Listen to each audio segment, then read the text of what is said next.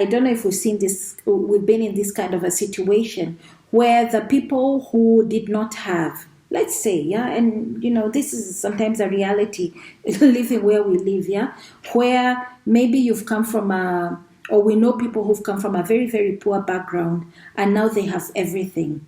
And what happens is that now we're given to a life of licentiousness and we're very cruel and horrible, and you want everybody to sort of bow down to us and, kiss the ring, as they say.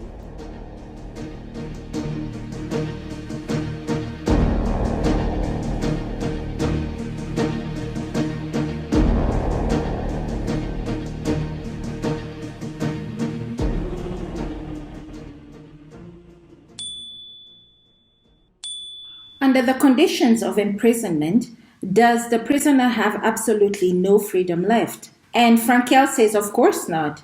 The prisoner always had a little space of freedom under which they can at least choose to the choice of action in the face of the circumstances they were faced with. Frankel uses the example of the prisoners. They may have been few, but they were there. He says, who lived in a concentration camp can remember the men who walked through the huts comforting others, giving away their last piece of bread. They may have been few in number, but they are sufficient proof that everything can be taken from a man but one thing, the last of the human freedom, to choose one's attitude in any given set of circumstances, to choose one's own way. The fact that these prisoners did not submit or acquiesce to the brutality that they saw around them is proof that people did not have to behave in that way. People could have they chose. Some of the prisoners chose to still continue to be kind. They chose the path of what we'd call heroism. We can always choose how to behave in a given set of circumstances. We are never so entrapped in a given situation that the path of vice is always the one that is open to us. The prisoner then found himself existing in a sort of provisional existence. By this provisional existence, what Frankel refers to here is that the person was living with no end in sight. They were simply living from day to day. He gives the example of people who are unemployed, people who are looking for a job. And you'll notice that often if you've ever been in this situation, this very sad situation, I must say, you'll find that you continue just existing from day to day, not knowing when is it going to end. And so these conditions of not knowing what the future holds for you will often then lead to an internal decay. A man who let himself decline because he could not see any future goal found himself occupied with retrospective thoughts. In a different connection, we have already spoken of the tendency there was to look into the past to help make the present with all its horrors less real. But in robbing the present of its reality, they lay a certain danger. It became easy to overlook the opportunities to make something positive of camp life, opportunities which really did exist. So one is then confronted with this choice. Do I, just give in to thoughts about the past, the glorious past, they say, or do I then look around me and find out what can I do now? And of course, this is something I'm sure you and I have often said to people who are unemployed, or even to ourselves when we've been unemployed, that this is a grand opportunity for me to do something with my life. So what am I going to do now? Don't worry too much about the past, what that used to be like, but what can I do now? And when we do that, we actually find meaning and give meaning to our current existence. And not only that, there's a lot of fruit and positive outcomes that can be found in this very situation, no matter how horrific the circumstances, not knowing what the future holds for us, but looking at the now. As Frankel says again, one could make a victory of these experiences, turning life into an inner triumph, or one could ignore the challenge and simply vegetate, as did a majority of the prisoners. Again, here is the call to be different. Here is the call to act in a different way from the environment which surrounds one. Frankel makes a very interesting observation, and it's this, that it's a peculiarity of man that he can only live by looking to the future. And what did that entail? That obviously then entailed their having to paint a future for this person. But how do you do that? How do you paint a future for a person who doesn't even know when his imprisonment is going to end? He describes a day when he had a very horrible, just a horrible day. It had been a particularly cold day, and all he could think about was the piece of bread in his pocket, whether he was going to eat it or not. He was just wondering about, just the mundane day-to-day details. And of course, after some time, he was disgusted that this is all that was occupying his thoughts. And so he forced himself to then think about a future that was one day not going to be this. He says that, suddenly, I saw myself standing on the platform of a well-lit, warm and pleasant lecture room. In front of me sat an attentive audience. I was giving a lecture on the psychology of the concentration camp. And thinking about that glorious future, thinking about one day, what he's doing now, he's going to have to share those experiences one day.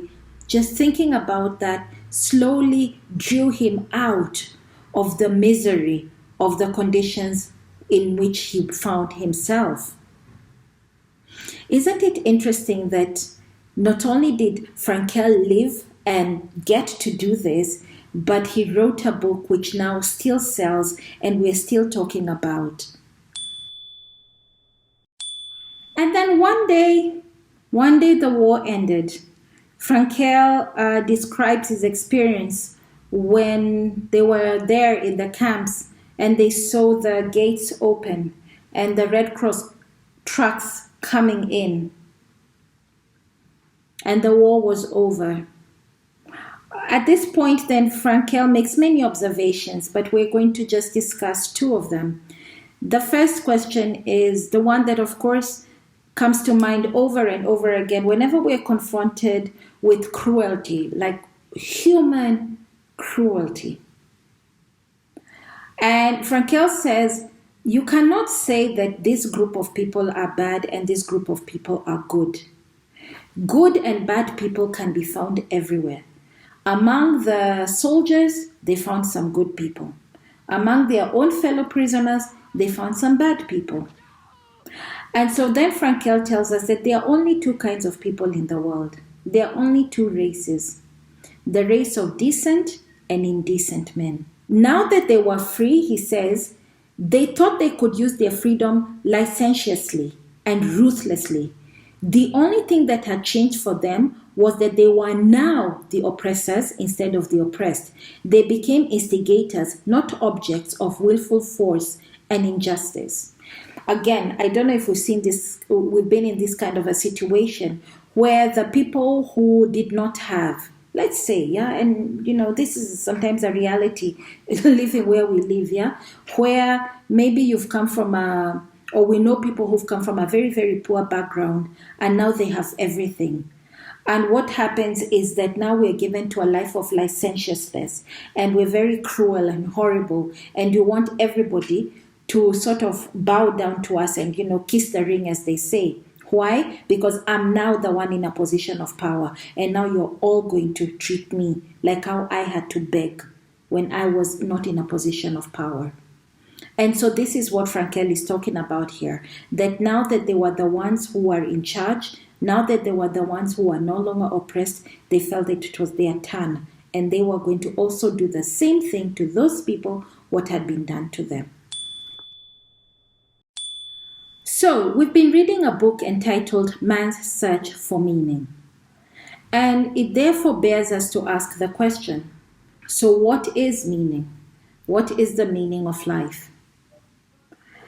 Frankel has taken us through his own experience and taught us giving us the direction or the tips on how to find the meaning for life. Here is an observation that Frankel makes. He says that the meaning of life differs from man to man and from moment to moment. Makes sense? Your meaning of life is going to be very different from my meaning of life. And what life is asking you and I from here, from this moment, is going to be different from maybe another moment.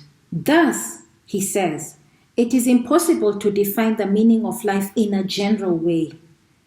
Questions about the meaning of life can never be answered by sweeping statements.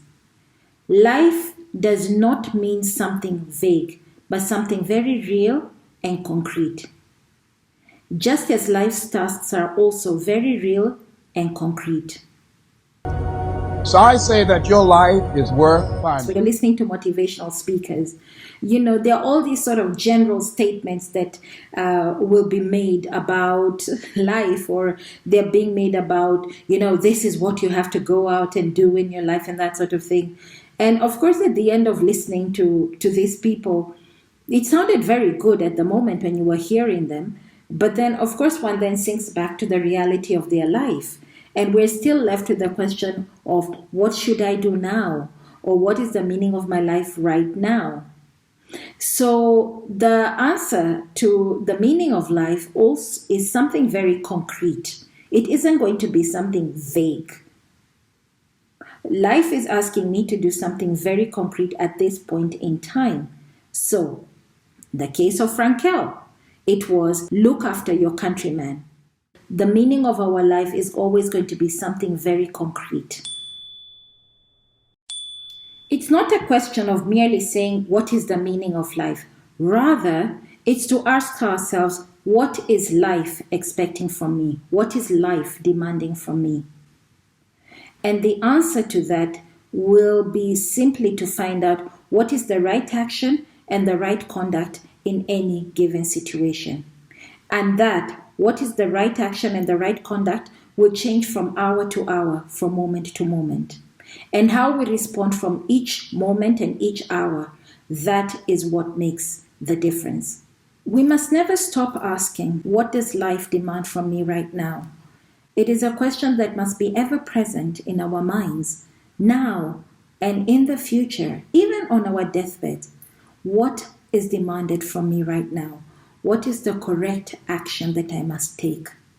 And the response we give to each moment and each hour of our life is what, when we look back, will then reveal what life meant for us, what we saw as a good life, what we saw as our response to what life was asking from us.